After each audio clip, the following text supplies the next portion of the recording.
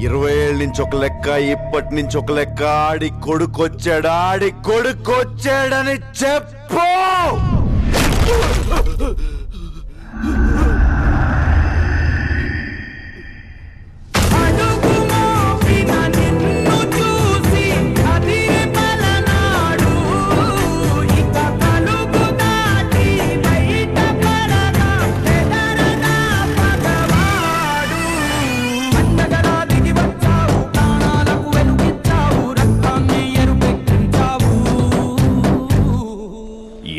ఏళ్ల నుంచి మీ నాన్న మీదున్న గౌరవంతో తల దించుకొని బతుకుతున్నాం.